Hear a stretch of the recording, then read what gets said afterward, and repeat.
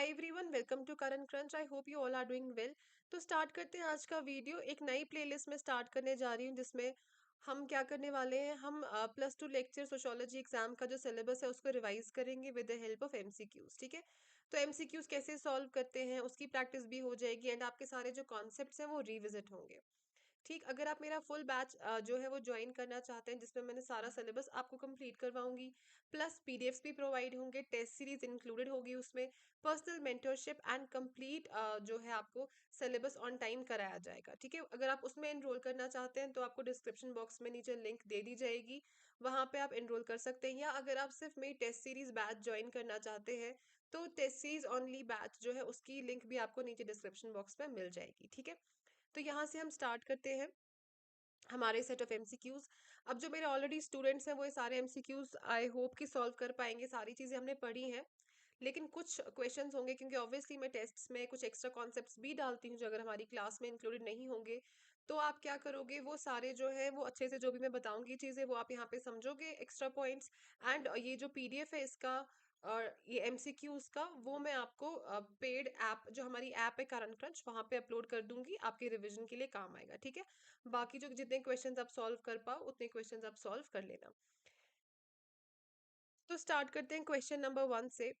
Early sociological thinking arose chiefly to explain which two great European transformations। तो Europe में हमें पता है, तो हमारा टॉपिक पहले क्या है, इमर्जेंस ऑफ सोशियोलॉजी। ठीक है, वो हमें पता है कहाँ पे इमर्ज हुई, यूरोप में। अब यूरोप में बैकग्राउंड हमें देखना है कि यूरोप में ऐसा क्या हो रहा था कि वहीं सोशियोलॉजी इमर्ज हुई, वहां पे क्या मचा हुआ था, एक केओस मचा हुआ था। वो जो केओस मचा था वो किन चीजों की वजह से मचा था, French revolution and industrial revolution. तो आंसर वुड बी बी। ठीक है, तो क्या chaos मचा था, बेसिकली दोनों आउटवर्ड लुकिंग थे, ऐसा नहीं है। आपको पुराने जमाने में ये ले रहे थे, फ्रेंच रेवोल्यूशन आपको आइडियल्स ऑफ इक्वालिटी लिबर्टी ये सारी चीजें सिखा रहा था। इंडस्ट्रियल रेवोल्यूशन आपको क्या सिखा रहा था, कि कैसे अब आप कैजुअल लेबर्स बनने जा रहे हो। पहले आप सिर्फ खेतों में काम करते थे, आप सिर्फ पीजेंट थे, अब आप एक वर्कर हो तो आपको कुछ राइट्स दिए जाएंगे, आपको कुछ आवर्स के लिए काम करना होगा एंड आपको कैश इन हैंड जो भी आप दिन में काम करोगे उसका शाम को मिल जाएगा। तो वो सारी चीजें आपके दिमाग में आ रही थी, society in a way better हो रही थी। लेकिन साथ में यू हैव टू अंडरस्टैंड दोनों ही रेवोल्यूशंस में क्या हो रहा था। फ्रेंच रेवोल्यूशन में क्या होता है, फ्रांस जो सोसाइटी है वो कैसी सोसाइटी थी, वो merely religious and feudalistic society थी। ठीक, अब आप बातें कर रहे हो इस सोसाइटी में इस रेवोल्यूशन के बाद इक्वालिटी की, लिबर्टी की। आप बोल रहे हो चर्च कुछ भी नहीं है, जो चर्च के जो भी पोप वगैरह है और जो नॉर्मल लोग हैं उनके बीच में कोई फर्क नहीं है। लोगों को ये थॉट समझने में काफी टाइम लगा क्योंकि ऑब्वियसली देखो, किसी की लाइफ में कोई प्रॉब्लम हो, अगर फ्रांस की बात हो रही है 18th सेंचुरी के टाइम की, तो वो भाग के चर्च जाता था, पोप से बात करता था एंड उसके जो प्रॉब्लम्स है उसको लगता था सॉल्व हो गए। अब आप एकदम से बोल रहे हो ये अथॉरिटी ही नहीं है। अब अगर लोगों के पास प्रॉब्लम होगी वो कहाँ जाएंगे, आप उनको इक्वालिटी दे रहे हो, नो डाउट ये मॉडर्न चीज है, ये इसकी एक साइंटिफिक आउटलुक वाली चीज है कि आप मॉडर्न होते जा रहे हो। लेकिन साथ में आप लोगों को बोल रहे हो अब सब बराबर है। ठीक है, एंड आप पे कोई जो चर्च है वो रूल नहीं करेगा। इनफैक्ट सिविल वॉर वाली कंडीशन हो गई क्योंकि अभी आपके पास कोई गवर्नमेंट भी स्टैब्लिश नहीं हुई थी, अभी की सोसाइटी में कोई डेमोक्रेसी वाली बात नहीं थी, अभी आप मोनार्किल सेटअप में थे, मोनार्किकल सेटअप में कि किंग है एंड किंग के पास आप बोलते थे डिवाइन थियोरी ऑफ किंगशिप है, जो किंग बोलेगा वो गॉड के वर्ड्स है। उस सोसाइटी से एकदम से वो सब खत्म हो जाता है और आप बोलते हो कि आप अपनी गवर्नमेंट चूज करो, अब आप फ्री हो, आप इक्वल हो, आपको लिबर्टी फ्रीडम मिलेगी। तो इस सब चीजों से लोगों में एक पैनिक और केओस वाली सिचुएशन आ गई। और इंडस्ट्रियल रेवोल्यूशन से भी नो, जहां एक तरफ तरक्की हो रही थी दूसरी तरफ क्या हो रहा था, ये जो लेबरर्स हैं इनको एक्सप्लॉइट किया जा रहा था, उनको पूरे वेजेस नहीं दे रहे थे। वहां पे एटलीस्ट अगर वो खेती बाड़ी करते थे पर उनकी लाइफ में सुकून था, यहाँ पे उनकी लाइफ में सुकून भी नहीं रहा। साथ में स्लम्स जो है वो बढ़ गए क्योंकि उनके पास रहने की जगह नहीं थी, गांव से इतने लोग आके शहरों में आके इंडस्ट्रीज के आसपास रहने लगे तो वो कहाँ रहते, मकान तो थे ही नहीं, उन्होंने स्लम्स बनाए, बीमारियां फैल गई, क्राइम फैल गया। तो इन सारी चीजों को समझने के ही हसल में आप बोलो सोशियोलॉजी के इमर्जेंस हुआ। तो answer would be B. Enlightenment is mainly located in which century? It is located in 18th century. Core Enlightenment trait, questioning the tradition, targeted which authority most directly? देखो अब ये वो वाला टाइम था जब अलग अलग यूरोप में अलग अलग चीजें हो रही थी, रेनेसॉ वाला टाइम था, रेनेसॉ। ठीक है, एनलाइटनमेंट, यहाँ से आपके रेवोल्यूशन थे, फ्रेंच रेवोल्यूशन तो चलो लास्ट में, commercial revolution, scientific revolution, and then आपका industrial revolution, French French revolution, ये वाला सारा टाइम था। ठीक है। ऐसे में जो एनलाइटनमेंट है उसने क्या रोल प्ले किया सोशोलॉजी पे, ये भी आपके लिए काफी इंपॉर्टेंट जो है वो थॉट यहाँ से आना चाहिए। अब एनलाइटनमेंट ने क्या किया, एनलाइटनमेंट ने आपको लाइट दिखाई, मतलब एक आपको साइंटिफिक टेम्पर की तरफ लेके गए। इन्होंने टारगेट किया चर्च, स्टेट एंड मोनार्की को, कि उस टाइम के जो किंग है, जो चर्च है, पोप है, उनकी बात इन्होंने नहीं मानी। बेसिकली एनलाइटनमेंट जो है वो आपको बोलता था कि क्वेश्चन करो। ऐसा नहीं है कि ये आपको बोलेंगे सन जो है वो अर्थ के इर्द गिर्द घूम रहा है और आप मानोगे, जो किंग बोलेगा वही आप मानोगे, ऐसा कुछ नहीं है। You have to question everything. अपना जो इंटेलेक्चुअल रिस्पॉन्स है उसको जनरेट करने की लोगों के इंटेलेक्चुअल रिस्पॉन्स को इन्वोक करने की कोशिश की। तो कोर एनलाइटनमेंट ट्रेट आप बोल सकते हो क्या था, उन्होंने क्वेश्चन किया ट्रेडिशन किसको, क्वेश्चन किया, टारगेट किया चर्च को, स्टेट को एंड मोनार्किकल सेटअप को। Belief in scientific outlook meant that society could be studied through, ये सिंपल है, empirical investigation। क्या क्या होता है साइंटिफिक आउटलुक में, empirical investigation होता है, ऑब्जेक्टिविटी होती है, कॉज एंड इफेक्ट होता है, कॉज इफेक्ट रिलेशनशिप से चीजें देखो, वो चीजें देखो एंड वो थियरीज बनाओ जो वेरीफाइबल हो, जो ऑब्जर्वेबल हो, जो टेस्टेबल हो, कि जिसको आप टेस्ट कर पाओ। ठीक है, एंड जिसको वेरीफाई कर पाओ। एम्पेरिकल क्या होता है, जिसको ऑब्जर्व कर पाओ। तो ये this is related to your scientific outlook. Emphasis on human rationality implied that rational principles would help people। तो rational principle जो है ये लोगों को क्या करते हैं, हेल्प किस चीज में। अब देखो, आपको इस टॉपिक में से कुछ क्वेश्चंस मिलेंगे जो आप जनरल नॉलेज से भी अपनी सॉल्व कर सकते हो अगर आपने एग्जैक्टली exactly वो चीज कहीं पे नहीं भी पढ़ी होगी। तो ये उसी टाइप का क्वेश्चन है। ठीक है, रैशनल प्रिंसिपल से क्या होता है, लोग अगर ज्यादा रैशनल हो जाएंगे तो वो क्या इक्लिप्स प्रेडिक्ट कर पाएंगे, एबॉलिश कर पाएंगे इमोशंस, या मोनार्किकल रूल जिसके अगेंस्ट ही सब कुछ था उसको एक्सटेंड करेंगे, नहीं। It will help them realise your full potential. तो आपको क्या करना होता है, क्वेश्चंस में देखो, अगर आपको डायरेक्टली उसका आंसर नहीं पता, कि आप एलिमिनेट करने की कोशिश करो कौन सा ऑप्शन जो है उस क्वेश्चन का आंसर नहीं हो सकता है। Which pair of revolutions fed methods and curiosity into enlightenment social thought. तो कौन से ऐसे रेवोल्यूशंस थे जिससे एनलाइटनमेंट सोशल थॉट को काफी ज्यादा आप बोल सकते हो एक एडवोकेशन, उसको काफी ज्यादा एडवोकेट किया गया। तो वो कौन से थे, कमर्शियल एंड साइंटिफिक रेवोल्यूशन। ठीक है, क्यों, क्योंकि साइंटिफिक रेवोल्यूशन में क्या हुआ, लोगों को पता चला कि अगर आपके पास कोई बीमारी है, if you have an illness, if somebody has an illness, तो there is a cure for that illness too. ठीक है, आप साइंटिफिक तरीकों से चीजों को सॉल्व करते हो, ये आपको एनलाइटनमेंट में आपको पता चला। एंड अकॉर्डिंगली ये थॉट एनलाइटनमेंट स्कॉलर्स के दिमाग में भी आया कि यू हैव टू क्वेश्चन, आप हर चीज को क्वेश्चन कर सकते हो, आप चीजें जो है वो वेरीफाई कर सकते हो, वो प्रूव कर सकते हो। आपको जो किंग बोलेगा आपको आंख बंद करके वो भरोसा उस पर नहीं करना है। एंड कमर्शियल रेवोल्यूशन में क्या हो गया, सबसे बड़ी बात, लोग ट्रैवल करने लगे। अब जब लोग ट्रैवल करते हैं बिजनेस पर्पज से, तो सिर्फ लोग ही ट्रैवल नहीं करते हैं, उनके आइडियाज भी ट्रैवल करते हैं। एंड पूरे यूरोपियन नेशन में लोग ट्रैवल करने लगे, उससे बाहर अमेरिकन सोसाइटी से लोग आने जाने लगे। ठीक है, तो इसमें क्या हुआ, आइडियाज जो है वो ट्रैवल करने लगे, लोगों को लगा कि नहीं, हमें आंख बंद करके ट्रेडिशन जो अथॉरिटी ऑर्थोडॉक्स और ये है हमारे रूलर्स, उन पे हमें बिलीव नहीं करना है, हमें खुद चीजों को जो है परखना है। ठीक, तो दो रेवोल्यूशन जिन्होंने फीड किया एनलाइटनमेंट सोशल थॉट को, that is commercial and scientific. The French and the Industrial Revolutions together crystallized the conditions that produced sociology. Simple है। Traditional European society is contrasted with the Enlightenment to highlight a move from। तो जो traditional European society है वो किस चीज से उसने move किया आफ्टर एनलाइटनमेंट हैपेंड देयर। एक बार ट्रेडिशनल यूरोपियन सोसाइटी में एनलाइटनमेंट हुई तो वो किस चीज से मूव किया उसने, दैट मीन्स जब तक एनलाइटनमेंट नहीं थी ट्रेडिशनल यूरोपियन सोसाइटी में कौन सी चीज थी, फ्यूडलिज्म, वो फ्यूडलिस्टिक सोसाइटी थी। फ्यूडलिस्टिक सोसाइटी कौन सी होती है, जिसमें कहा कौन होते, फ्यूडल लॉर्ड्स एंड सर्फ। अगर आप इंडियन लैंग्वेज में देखो तो लॉर्ड्स हम किनको बोलते हैं, जो यहाँ के जमींदार हैं, एंड सर्फ्स कौन से हो गए, peasants. 18th century France's movement stressing reason and proof was called the age of reason. ठीक है, जो आपकी अकलियत की सदी जिसको हम बोलते हैं एनलाइटनमेंट मूवमेंट, उसको क्या बोलते हैं, एज ऑफ रीजन ऑल्सो, क्योंकि आप हर चीज को क्वेश्चन करने लगे। मॉन्टेस्क इज फेमस फॉर एडवोकेटिंग, तो इन्होंने किसको एडवोकेट किया, इन्होंने एडवोकेट किया सेपरेशन ऑफ पावर्स को। अब देखो मॉन्टेस्क जो है ये कौन से ये थे थिंकर थे, ये थे वो थिंकर जो एनलाइटनमेंट पीरियड के टाइम पे फेमस हो गए। एनलाइटनमेंट पीरियड, इनके थॉट से हेल्प हुई इंटेलेक्चुअल डेवलपमेंट में।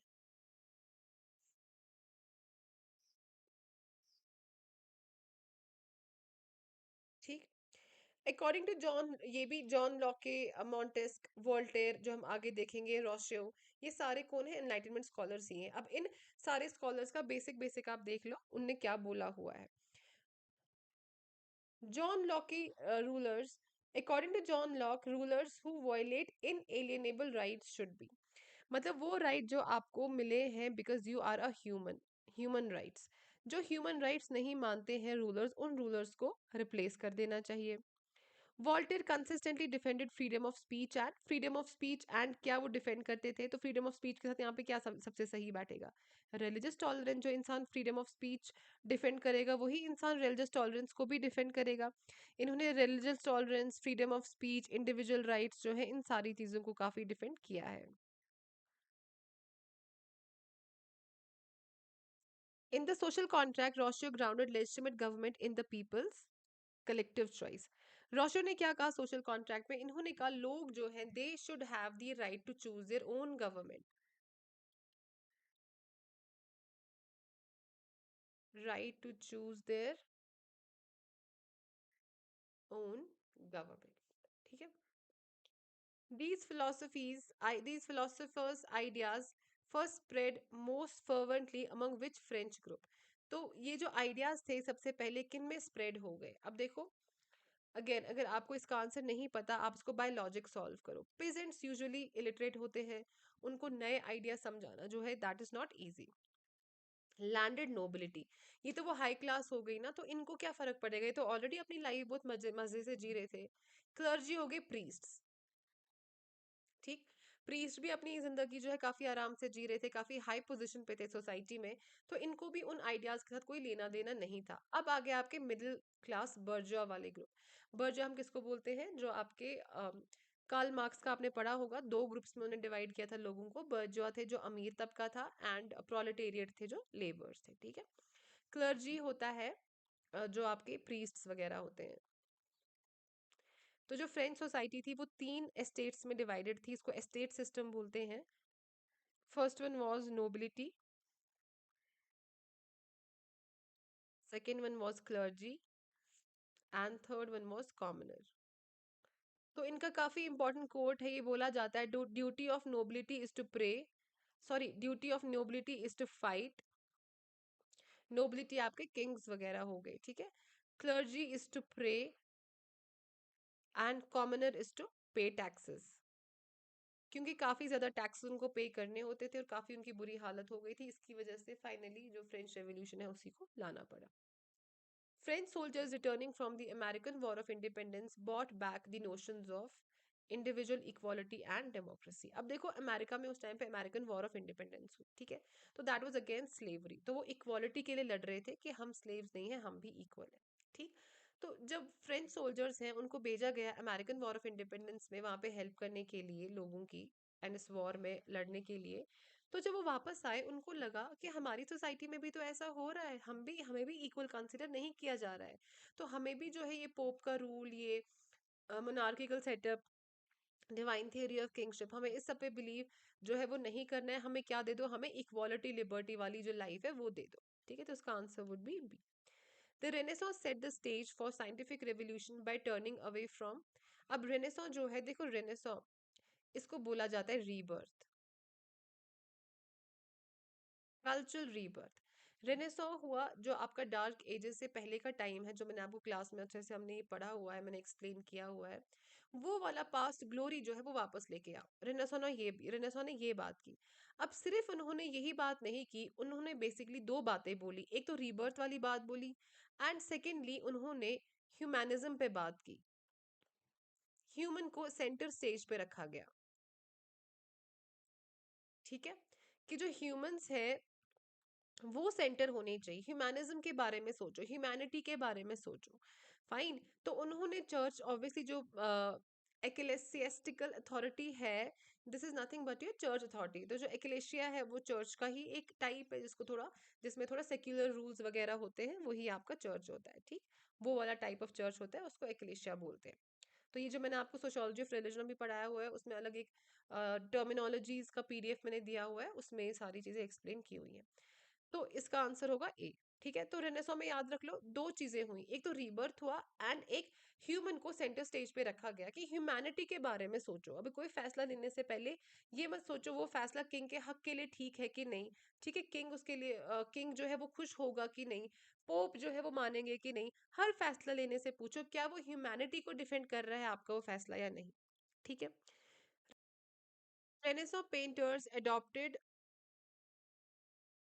Renaissance painters adopted approach to an approach to nature and human body। तो कौन सी अप्रोच जो है वो रेनेसो वाले जो है उन्होंने अडेप्ट की थी? तो इन्होंने अडेप्ट की थी साइंटिफिक, ठीक है, क्योंकि साइंटिफिक रियलिस्टिक अप्रोच ही ये बोलते थे यूज करने के लिए। तो ये वो टाइम था जब हर कोई साइंटिफिक जो है सोल्यूशंस चाहता था, not basically solution, scientific explanations चाहता था चीजों की। तो रेनेसो हो, एनलाइटनमेंट हो, देखो एक गोल्डन रूल याद रख लो, सोशियोलॉजी का अगर कोई भी क्वेश्चन आया ऐसा टाइप का कि कौन सा उस टाइम पे स्कूल ऑफ थॉट या क्या था, अगर वो अर्ली ईयर्स का है जैसे 18th सेंचुरी वाला, तो इसका श्योर शॉर्ट आंसर जो है पॉजिटिविज्म या साइंटिफिक ही होगा हमेशा। Acceptance of human dissection, advance anatomy, physiology and pathology. ठीक है। तो क्या होता है बेसिकली, जिसमें आपको ह्यूमन बॉडी के बारे में पता चलता है। हुआ क्या, साइंटिफिक रेवोल्यूशन में एक बहुत बड़ी चीज हो गई, ह्यूमन बॉडी जो है उसको फर्स्ट टाइम डाइसेक्ट किया गया। दैट मीन्स पहली बार ह्यूमन बॉडी को खोल के उसके अंदर के ऑर्गन्स देखे गए।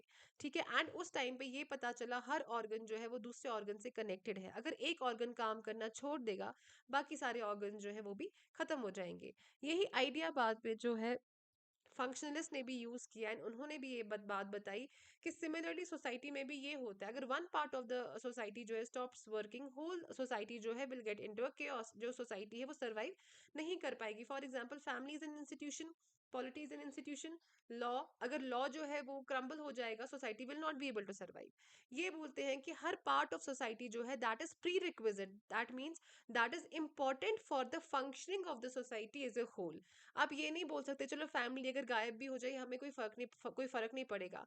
नहीं, इक्वली इंपॉर्टेंट है रिलीजन, फैमिली, मैरिज, आपका law, polity, economy, every institution of the society is important for the functioning of the society as a whole.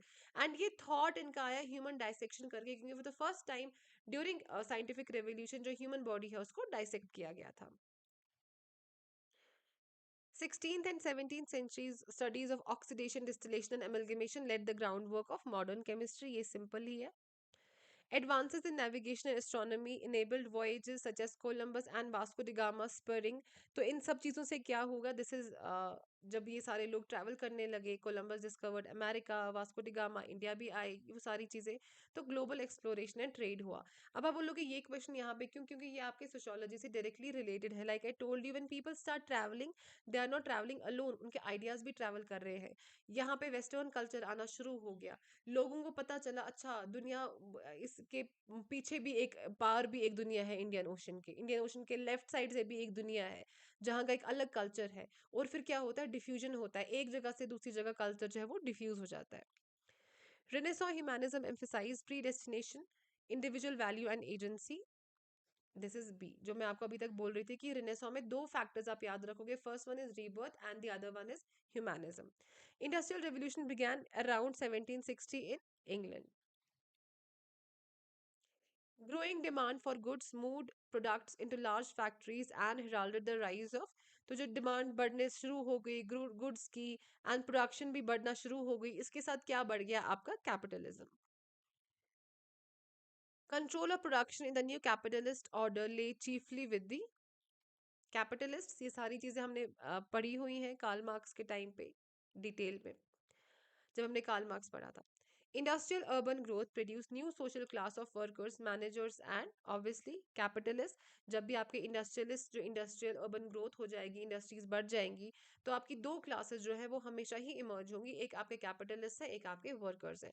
फिर रही मैनेजर्स की बात, मैनेजर्स जो है वो डिपेंड करता है सोसाइटी, किसी सोसाइटी में मैनेजर क्लास आएगी, किसी सोसाइटी में मैनेजर्स के भी अलग अलग सब पार्ट्स आएंगे, लेकिन जो मेजरली दो डिविजन्स रहेंगे वो कैपिटलिस्ट एंड वर्कर्स होंगे। Migration to factory towns created rapid hallmark of industrial society. Migration to factory towns, अब किन्होंने माइग्रेट किया? जो आपके रूरल एरियाज में लोग रहते थे, जो विलेजेस में लोग रहते थे, दे ट्रैवल्ड। उन्होंने कहाँ ट्रैवल किया? टुवर्ड्स द इंडस्ट्रीज, वहाँ पे काम करने के लिए वो आ गए सोसाइटीज में, इंडस्ट्रियल सोसाइटीज में। वहाँ पे आ गए तो इर्द गिर्द वो रहने लगे इंडस्ट्रीज के, एंड क्या हुआ? स्लम्स जो है वो बढ़ते गए। फाइन। एंड स्लम्स की हालत कैसी होती है रहने की, वो मुझे एक्सप्लेन करने की ज़रूरत नहीं है, वो बहुत बुरी हालत में वहाँ पे स्लम्स में रहते हैं, वहाँ पे बीमारियाँ बहुत ज़्यादा फैलती हैं, वहाँ पे क्राइम सबसे ज़्यादा होते हैं। तो ये सारी प्रॉब्लम्स उनको वहाँ पे फेस करनी पड़ी। तो इससे क्या हो गया, जब वो एक फैक्ट्री के इर्द गिर्द आके रहने लगे, इससे क्या हो गया? अर्बनाइजेशन, अनप्लान्ड अर्बनाइजेशन हो गई, कि लोग अर्बन जगहों में रहने तो आ रहे हैं, लेकिन उनके पास कोई घर नहीं है, कोई प्लानिंग नहीं है। अब वो अनप्लान्ड वे में अपने स्लम्स पे स्लम्स बनाते जाएंगे तो क्या होगा? बीमारियां फैलेंगी वहां पे, और ज्यादा क्राइम्स वगैरह जो है वो फैलना शुरू हो जाएंगे। ठीक। Factory workers' overcrowded housing generated a new urban lifestyle distinct from the rural life. तो रूरल लाइफ से अलग थी उनकी बहुत ज़्यादा लाइफ, फैक्ट्री लाइफ। फाइन, इन अ वे उनके लिए ठीक भी था क्योंकि वेजेस वगैरह उनको मिल रहे थे, लेकिन सोसाइटी सारी अलग हो गई थी। आपका फैमिली स्ट्रक्चर चेंज हो गया, क्योंकि विलेजेस में यूजली जॉइंट फैमिली था, यहाँ पे उनकी अब न्यूक्लियर फैमिली सेटअप हो गई। वहाँ पे क्या होता था? वुमेन भी काम करती थी विलेजेस में। अब जब इंडस्ट्रीज के पास रहने लगे, ग्रैंड पेरेंट्स साथ में थे नहीं, बच्चों का भी ख्याल रखना था, तो ऑब्वियसली वुमेन जो है उनको घर में ही रहना पड़ा, वो काम नहीं कर सकते थे। या अगर वुमेन भी काम करते फैक्ट्रीज में, उनको वुमेन को उतनी वेजेस नहीं मिलती थी जितनी मैन को मिलती थी।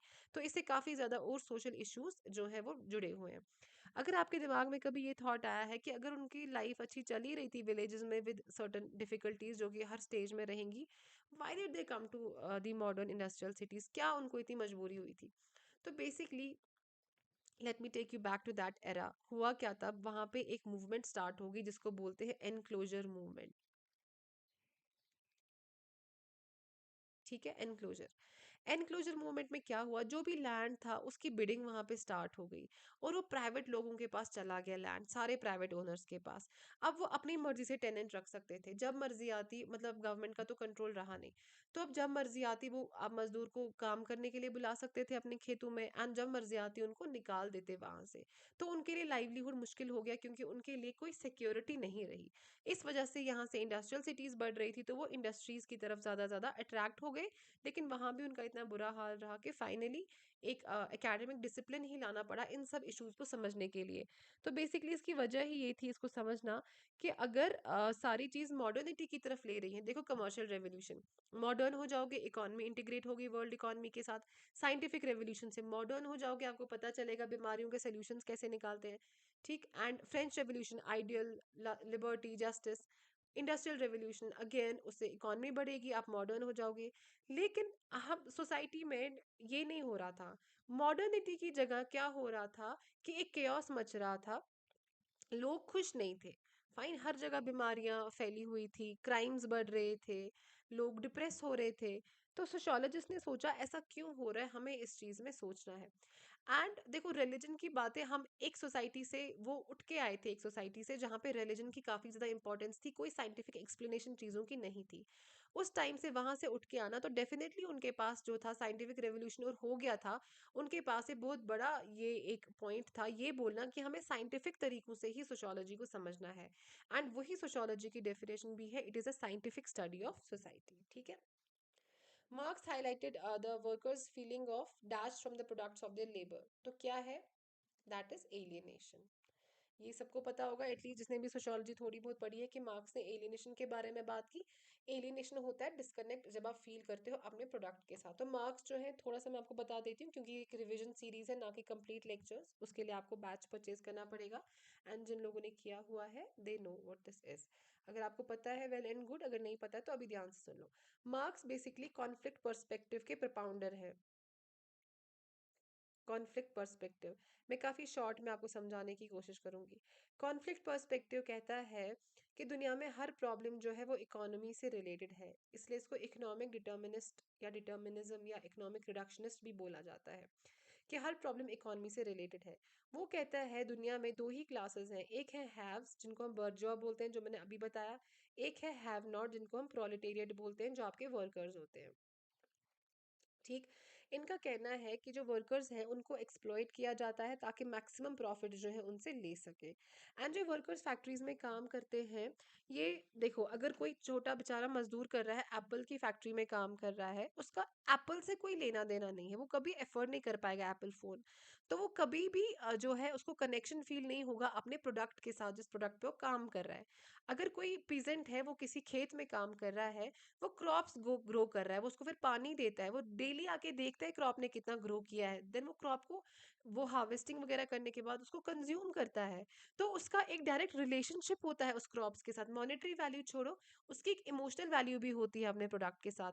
अब आप यही कंपेयर करो, मॉडर्न फैक्ट्री में कोई बंदा अगर एचपी लैपटॉप बनाने की फैक्ट्री में काम करता है, वो दिन के 500-600 रुपीज पे काम कर रहा है, वहां पे लेबर है, वो क्या ही करेगा एचपी लैपटॉप का, कभी एफर्ट भी नहीं कर पाएगा।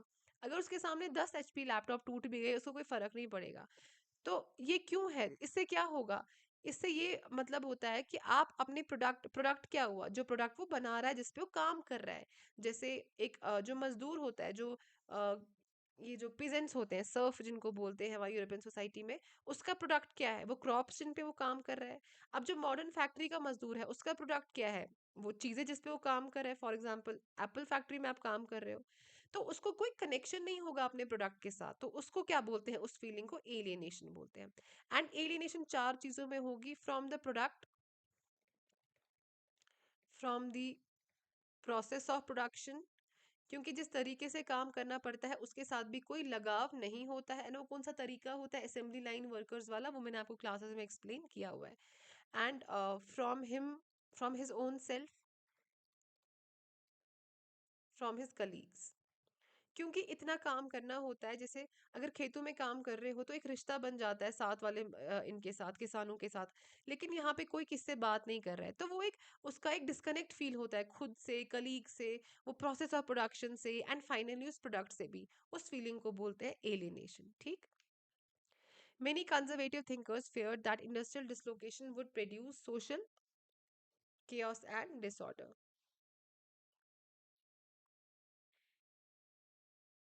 Post Enlightenment philosophies of history that viewed societies evolving from simple to complex societies became central to classic evolutionary sociology.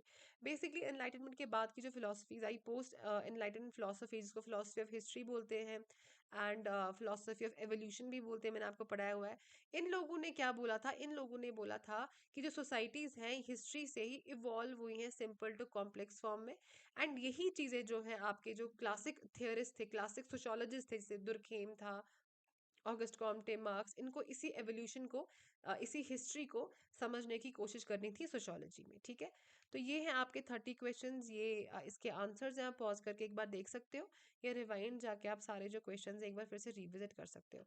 अगर आपको मेरा बैच परचेज करना है या मेरे से डायरेक्टली बात करनी है इस एग्जाम के बारे में, तो you can reach out on this number.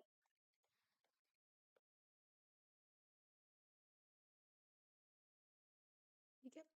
अभी इसके रिलेटेड और भी कुछ एमसीक्यूज आएंगे, वो मैं इधर उस पर वीडियो लाऊंगी या वो आपके ऐप में अपलोड हो जाएगा। ठीक है। तो till the time you get a new video, bye, take care, have a great day.